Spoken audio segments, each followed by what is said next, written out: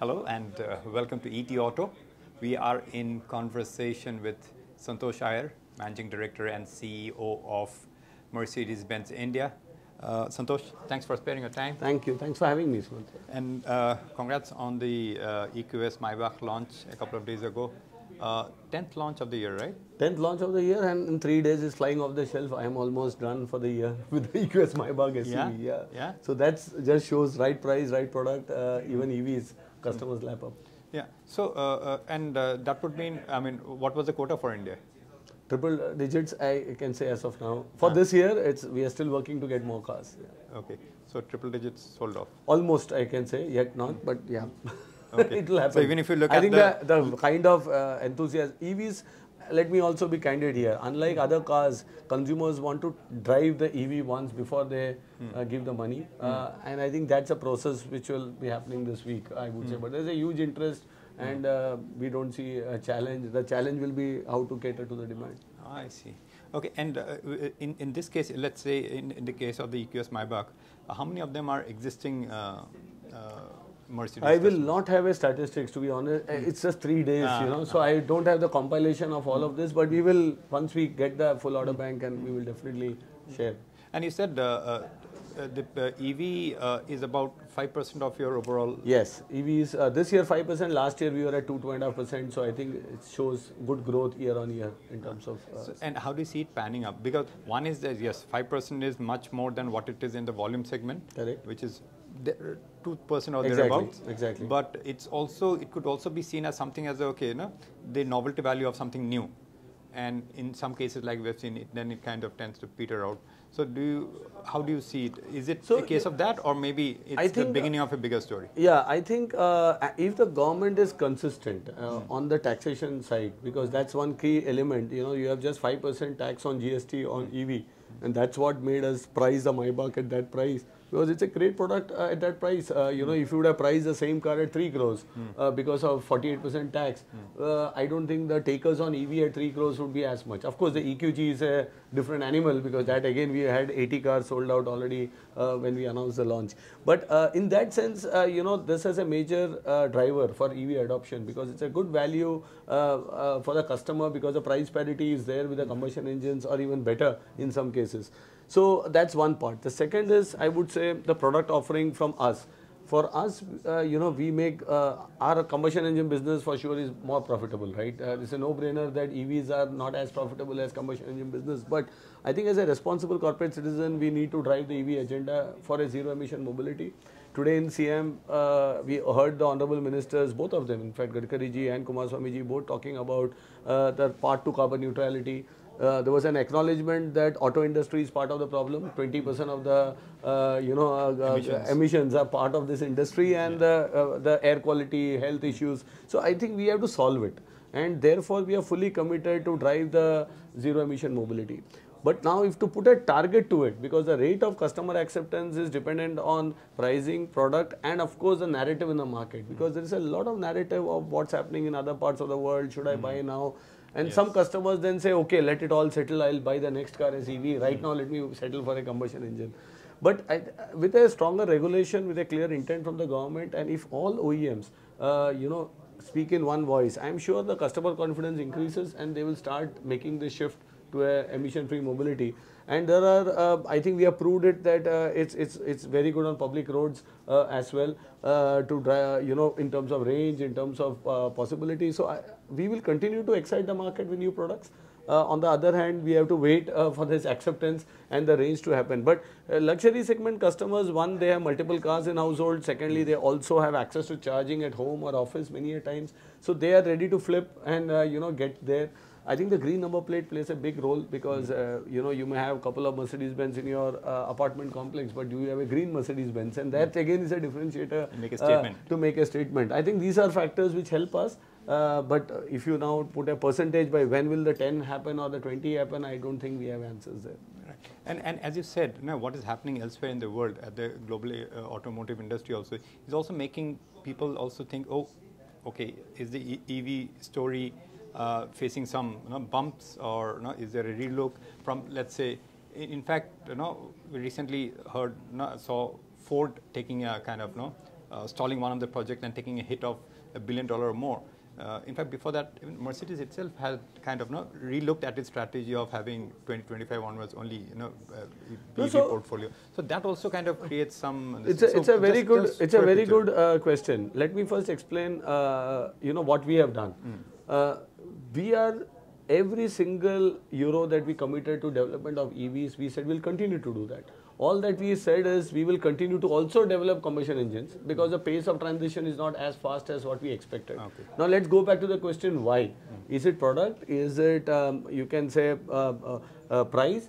And if you look at Europe also, Europe has a very clear target as of now that by 2035 it should be zero emission, period. There is nothing after. So the thinking of the policymakers is, OEMs won't have an option anyways. But what they have, and therefore no incentives were offered, tax breaks were offered. With that, the adoption of EVs came down because EVs are expensive. I told you consumers in India and in the rest of the world won't pay premium for sustainable mobility. With that changing, they saw the EV sales down, and then of course now 3 days back the German government has again announced that we will give concessions. Again you can see the sales going back to normalcy. As a normal consumer, they read the media and they feel sales is what determine adoption. So they just see the sales number. Okay, now percentage has been X, now it's Y and it's going up. So they feel our consumers not adopting. The issue is not there. The issue is a long-term policy is so flip-flop. Be it the US, be it in other parts of the world, taxation structure, states in US change their incentives and that changes the adoption. So frankly, it's not that because I drive an EV myself and I know many consumers who love to drive the EV. As a car, TCO is great.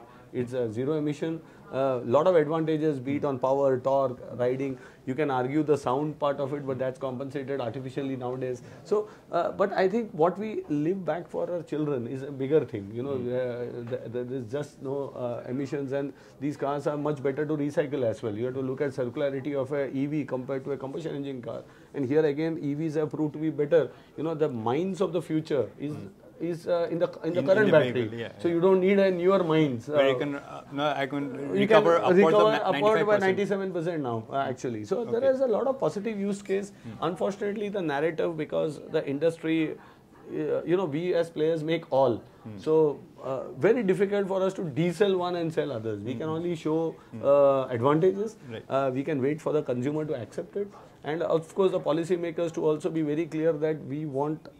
Today's discussion was very clear that India is committed. The Viksit Bharat dream can only be achieved if we really shift to cleaner fuels, reduce our oil import bills and have a better air quality. If that's the case, then we need to shift today. So what you are saying is that when it comes to Mercedes-Benz, even globally, there is no, the entire budget allocated for EV development. The entire capital expenditure, we are fully committed to get as many EVs as possible, and we continue our investments on EVs. Okay, all right. That's a clarification. I think this is a message to your consumers and prospective consumers also. Yeah. But tell me, in terms of coming back to the luxury market in India, we are almost, this is the 9th month, and in the first half, it's almost about 25,000 or so.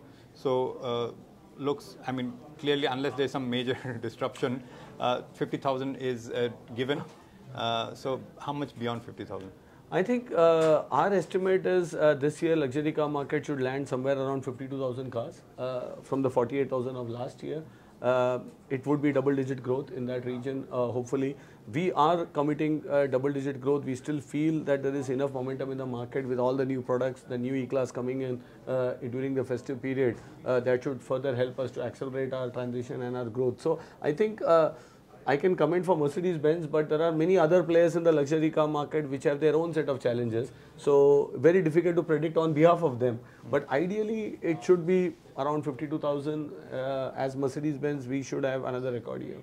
And as I said, I think the E-Class will have a good role to play there, even though it's coming in the last quarter of the calendar year. I think we are all working together. My entire team back in Pune, I can say my colleagues, Venkatesh, Lance, all of them are really putting heart and soul to get this car by Diwali somehow, because we have a lot of customers who are wanting it. We understand they all want, and if we are able to pull it off, I think that itself will give us a big boost during the October, November, December period. Plus, we will continue to launch more cars. So we are not going to stop with the long wheelbase E-Class. We are focused to see how more we can excite. So the E-Class will now be only the long wheelbase? Yes, yes. We have always maintained one product strategy for India. We said that we know the Indian consumer, they like to drive and rear seat both.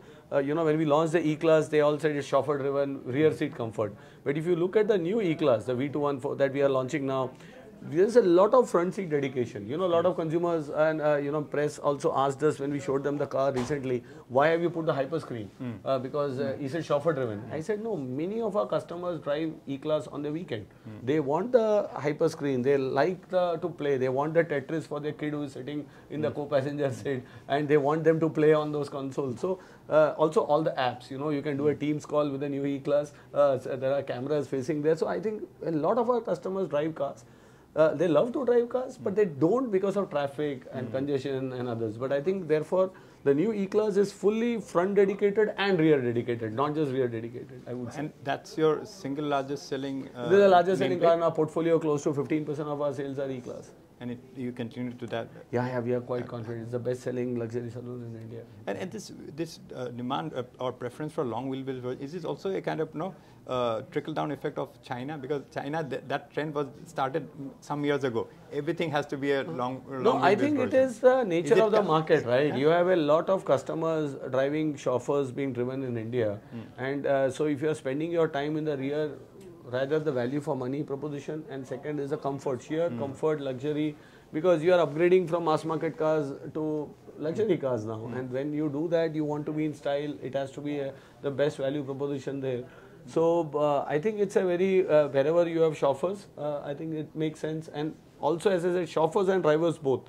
So we cannot afford to be only rear dedicated. We need to ensure, and even small things, the new E-Class privacy blinds, screens, these are all small things, but our customers demand. So we need to provide all of this in the car. And talking about the growth that's happening in the luxury segment and for Mercedes-Benz India, so in your case, I'm sure the average price of your portfolio of cars have also gone up. How much is it now? We used to be around 60 lakhs, now we are around 90 lakhs. That clearly shows 3-4 years time our average selling prices have gone up. In fact, globally luxury car average selling price is close to $100,000. India is already there. So when a lot of people ask me this 52,000 question, how big is the market? I would tend to say that look at the structure of the market. It's much more matured now. Real luxury customers, there is a set of customers who just want the logos, they don't want many of the bells and whistles, but that's not for Mercedes-Benz. We leave that to a different segment of market. And for us, we are very clear that we offer full equipment, we also charge for that, and then, and I think that shows in the average selling price, the mix that we are selling, more top-end cars. I think that's a very good sign of a matured luxury market developing. Okay, 60 to 90 lakh in about 3 to 4 years. Yeah, that's a good progression and it also shows the Indian consumers' appetite and the propensity. Yeah, exactly. Yeah. Now, if you look at the beyond the cars, your business, the non-car part of the business, in your overall revenue, how much is that contribution of the non-car part? If I have to look at it, I think Mercedes-Benz is the most desirable car brand in India today, and because of that, the three-pointed star has a lot of emotions. So there's a large segment of Indian society who may not today own the car. They have an aspiration, but they would like to have a cap, a keychain, some memento, a perfume. Okay. Actually, that's also now today one of my largest selling boutique items is perfumes, and they love to have it. They love to gift it, and therefore today we do close to 50 crores of business with that vertical. It's growing fast. It's one of my fastest growing. At what clip vertical. is it growing? Huh? At what clip is it growing? More than 20%, I would say, year on year. So I think we see a very good potential for a lot of, and for me, it's not about the business and the money. It's also about how can we get the star into many people's household? How can the kid get the small teddy bear of Mercedes-Benz and then connect it in the future? Because I think we have all grown up dreaming about Mercedes-Benz at some point of time, driving a Mercedes, and that dream needs to stay. We are custodians of the brand in the market, and that's I tell my team, as long as every kid in India is dreaming to drive the Mercedes-Benz, the future of the star is secured in India. And that's what I think our marketing colleagues do. Even now we are running a Dream Fest campaign, Dream Days campaign, wherein customers, we are just telling them that you test drive and you can get a CLE Cabriolet for a year. Not by purchasing the car, but just by driving the car, test driving it. So I think there's a lot of stories. When I go and give customer deliveries, they tell me how they were dreaming to own, and today it's an emotional moment for many of them. So collections, accessories, boutiques, they help me to, you know, accentuate and support this kind of a strategy as well. Build bridges. So build bridges, and slowly, I'm sure with what India is growing, we heard the Viksit Bharat, you know, dream today, and also a roadmap today, not just the dream. So with that, if things happen, then we are better poised in the market. Right. And the other part, I mean the finance part, and that is just to get an idea, what percentage of your cars are financed? So 40% of our cars are financed in-house by Mercedes-Benz Financial. But one thing at that level, maybe, you know, almost, I mean, at that, because the affordability factor is not a hurdle. I would. No, it's not about the hurdle. Most of the customers, you know, 80% of the cars are financed, even in luxury. Yeah. And the reason is they can deploy the resources for something else, right? So the capital is so important. And here you are ready to depreciate a car and take it at a small EMI. So that's one of the primary reasons. And for us, the Mercedes-Benz Financial, which is our NBFC arm, that's also in the 10th year in India now established. It's a major pillar. They offer a 7-year loan product. They offer a agility product. They have a lot of schemes like bullets. Also for salaried customers, that in next 3 years, if your salary grows, you can increase your EMI. So you start with a low EMI, year 2 higher EMI, year 3 higher, step up. So these kind of products can only be done by Mercedes-Benz Financial. They have a very good residual value guarantees as well. And I think that's been a really strong enabler for us. This year they would be, they are already at 9,000 odd crores and may even cross the 10,000 crore mark in portfolio size this year. Oh, I see. And we are now just a little over, less than 3 months away from the end of this year. So the coming year, have you thought of a theme for the next year? Too early. I think there is still 4 months to go almost. We are still in September. But first job is to deliver this year, because we have a couple of commitments to the market. As I said, the long wheelbase E-Class, I think it's a big project for us. The teams back home are working really strongly to get this car as early to the customer. We also have a couple of surprises. You will hear from us soon. We continue to excite the market. So the teams are fully busy on this year. Once we execute this year, maybe end of the year, we start thinking what can we do also for next year. And Santosh, you in your presentation at the EQS Maybach launches, you also said that how India has entered into the top 10 markets from Maybach. For Maybach, yes. Globally.